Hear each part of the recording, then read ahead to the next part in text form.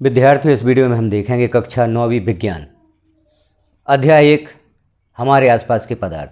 इस अध्याय से संबंधित महत्वपूर्ण प्रश्न जो आपको आपकी अर्धवार्षिक परीक्षा और वार्षिक बोर्ड परीक्षा में अत्यंत महत्वपूर्ण होंगे। कुछ महत्वपूर्ण प्रश्नों को ही यहाँ पर हम देखेंगे जो अधिकतर परीक्षाओं में पूछे जाते हैं, और इन प्रश्नों को यदि आप तैयार कर लेते हैं तो परीक्षा में आसानी से सफलता प्राप्त कर सकते हैं। तो सिर्फ इम्पोर्टेंट क्वेश्चंस ही इस वीडियो में हम देखेंगे। जैसे कुछ यहाँ पर वस्तुनिष्ठ प्रश्न दिए गए हैं, विकल्पीय प्रश्न दिए गए हैं। जैसे हम यहाँ देखते हैं पदार्थ की कितनी अवस्थाएं होती हैं। 4 विकल्प दिए गए हैं, 2, 3, 9 और 7। तो आपको पता है पदार्थ की 3 अवस्थाएं होती हैं, तो बा ऑप्शन यहाँ पर सही होगा। अगला प्रश्न है पदार्थ की किस अवस्था में कणों के मध्य न्यूनतम रिक्त स्थान होता है। ठोस, द्रव, गैस और जल 4 विकल्प दिए गए हैं, तो यहाँ पर जो सही उत्तर होगा वह ठोस होगा। ठोस अवस्था में कणों के मध्य न्यूनतम रिक्त स्थान होता है। अगला प्रश्न, पदार्थ की किस अवस्था में किसी वस्तु का एक निश्चित आकार, स्पष्ट सीमा एवं नगण्य संपीड़ता होती है। तो इसका उत्तर भी यहाँ पर ठोस होगा। अगला प्रश्न, पदार्थ की वह अवस्था जिसमें द्रव्य का आकार नहीं परंतु आयतन निश्चित होता है। तो आकार निश्चित नहीं होता लेकिन आयतन निश्चित होता है, तो यहाँ पर जो सही विकल्प होगा वह द्रव होगा, वह विकल्प सही होगा। अगला प्रश्न, न्यूनतम विसरण का गुण पाया जाता है। ठोस, द्रव, गैस या उपरोक्त में से कोई नहीं, तो न्यूनतम विसरण का गुण ठोस में पाया जाता है। यहाँ आप जैसे देख रहे हैं 5वें प्रश्न का उत्तर, तो 5वें में जो आ विकल्प है वह सही है। 6वां प्रश्न है गैसों के किस गुण के कारण उन्हें सिलेंडर में भर के रखा जा सकता है। तो यहाँ पर जो सही उत्तर होगा वह होगा संपीड़िता। तो 6वें प्रश्न का उत्तर सही जो है वह आ विकल्प है, संपीड़िता। अब हम देखते हैं कुछ रिक्त स्थान। जिस न्यूनतम ताप पर ठोस पिघल का द्रव बन जाता है वह इसका गलनांक कहलाता है। यहाँ पर गलनांक से रिक्त स्थान की पूर्ति करेंगे। बर्फ़ का गलनांक रिक्त स्थान जो दिया गया है यहाँ पर भरना है 273.15 केल्विन।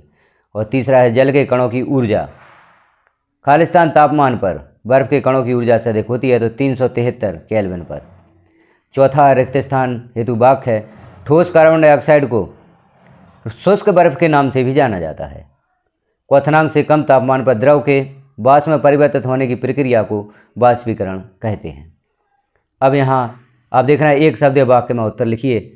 तो जल का गलनांक केल्विन पैमाने पर कितना होता है, तो इसका उत्तर होगा 273 केल्विन। 300 केल्विन तापमान पर डिग्री सेल्सियस में क्या मान होगा, तो यह मान होगा 27 डिग्री सेल्सियस। यहाँ हल करके ही बताया गया है केल्विन माइनस 273 बराबर 300 माइनस 273 बराबर 27 डिग्री सेल्सियस। जल का क्वथनांक क्या होता है, तो जल का क्वथनांक 100 डिग्री सेल्सियस होता है। दाब का एसआई मात्रक लिखिए, तो यह पास्कल होगा। तापमान का एसआई मात्रक केल्विन होगा। तो इस प्रकार से हमने एक शब्द एक वाक्य वाले महत्वपूर्ण प्रश्नों के उत्तर देखे। अब आगे देखते हैं हम अति लघुत्तरीय प्रश्न जो 2 अंक के प्रश्न हैं। तो यह भी महत्वपूर्ण प्रश्न है जो अधिकतर परीक्षा में पूछे जाते हैं। प्रश्न पहला है बाष्पीकरण की गुप्त ऊष्मा से क्या समझते हो।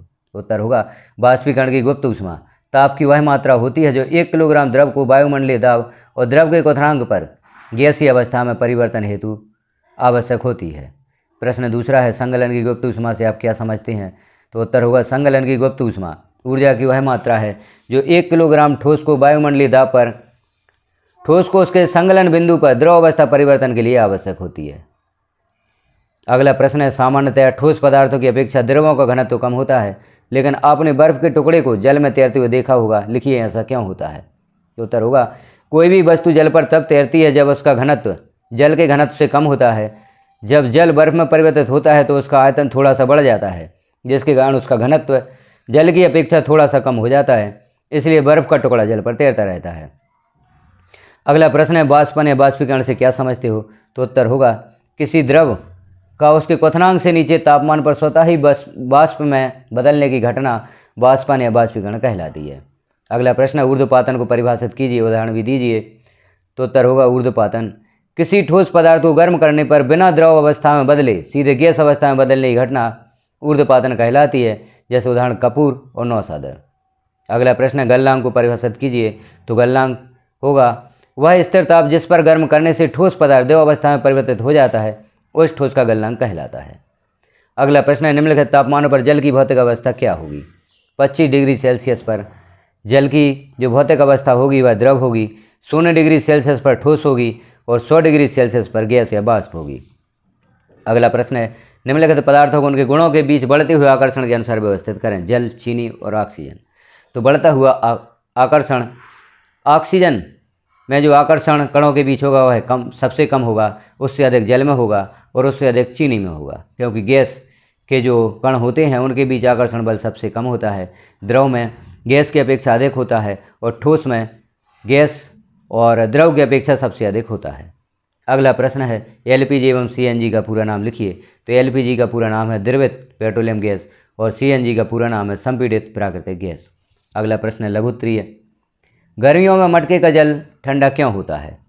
तो यहाँ पर आप उत्तर देख रहे हैं, संक्षिप्त और सरल उत्तर दिया गया है। इन प्रश्नों के उत्तर आप बहुत ही आसानी से याद कर सकते हैं, तैयार कर सकते हैं। तो इस प्रश्न का उत्तर हम देखते हैं। गर्मियों में मटके का जल ठंडा इसलिए होता है क्योंकि मटके की दीवार छिद्रित होती है, जिससे मटके की दीवार से जल का बाष्पीकरण होता रहता है, परिणाम स्वरूप जल का तापमान गिर जाता है। अगला प्रश्न है पदार्थ के कणों के अभिलाक्षणिक गुण लिखिए। तो 3 अभिलाक्षणिक गुण यहाँ पर हम देखेंगे। पदार्थ के कणों के बीच रिक्त स्थान होता है, पदार्थ के कण निरंतर गतिशील होते हैं, पदार्थ के कण एक दूसरे को आकर्षित करते हैं। अगला प्रश्न, गर्मियों में हमें सूती कपड़े क्यों पहनने चाहिए?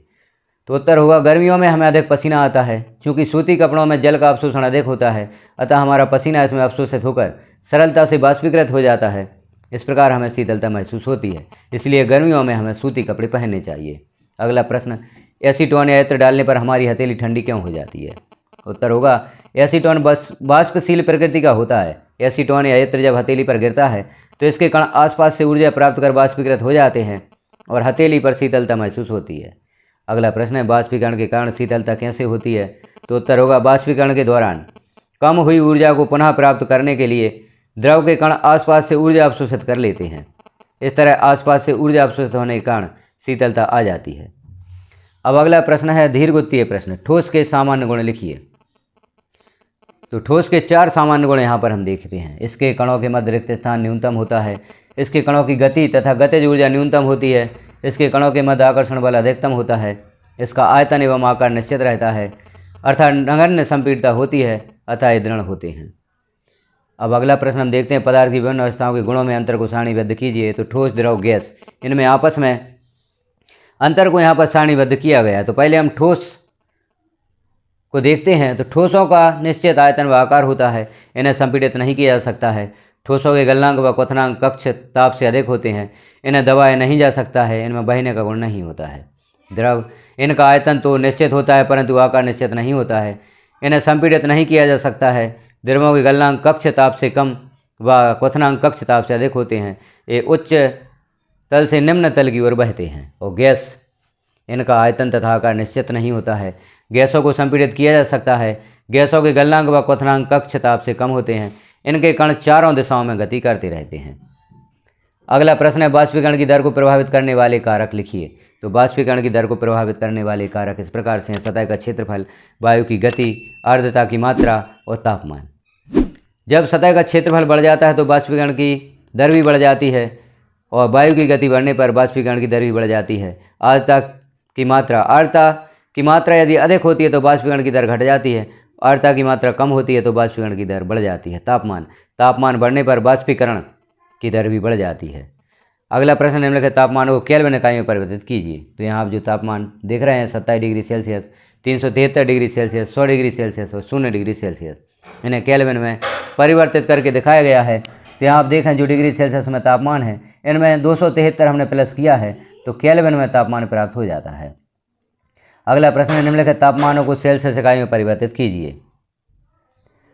तो यहाँ पर जो तापमान दिए गए हैं केल्विन में, इनमें केल्विन बराबर 0 या degree Celsius plus 273, degree Celsius में 273 प्लस करते हैं तो केल्विन में मान प्राप्त हो जाता है। यदि हम केल्विन में से 273 घटा देते हैं तो डिग्री सेल्सियस में तापमान प्राप्त होता है। तो इस प्रकार यहाँ पर आप हल करके देखें।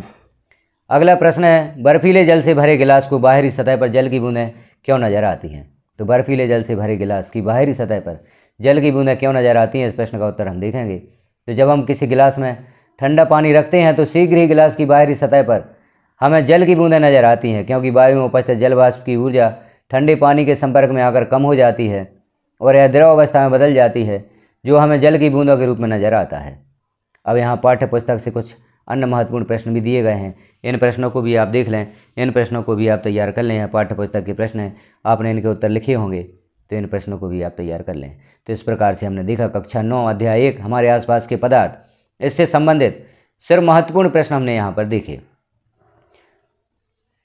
तो आप इन प्रश्नों को तैयार करें, इन प्रश्नों के उत्तर तैयार करें और अपनी परीक्षा में सफलता हासिल करें। इसी प्रकार के प्रश्नों के उत्तर आप देखना चाहते हैं तो चैनल पर विजिट करें, और भी अन्य अध्ययन सामग्री, हस्तलिखित नोट और अन्य अध्यायों के प्रश्नों के उत्तर भी पब्लिश किए गए हैं। और यह जो महत्वपूर्ण प्रश्न हैं, आगे भी अन्य अध्यायों के सिर्फ महत्वपूर्ण प्रश्न पब्लिश किए जाएंगे, तो आप चैनल पर विजिट करके इन महत्वपूर्ण प्रश्नों के उत्तर अवश्य देखें। वीडियो को लास्ट तक देखने के लिए आपका धन्यवाद। चैनल को अभी तक आपने सब्सक्राइब नहीं किया है तो चैनल को सब्सक्राइब कर लें। अन्य साथियों में वीडियो को शेयर अवश्य करें ताकि आपके सभी साथियों को यह वीडियो प्राप्त हो सके, जानकारी प्राप्त हो सके। शिक्षक साथियों को यह वीडियो प्राप्त होता है तो अपने विद्यार्थियों में भी शेयर करना ना भूलें। एक बार पुनः आपका धन्यवाद।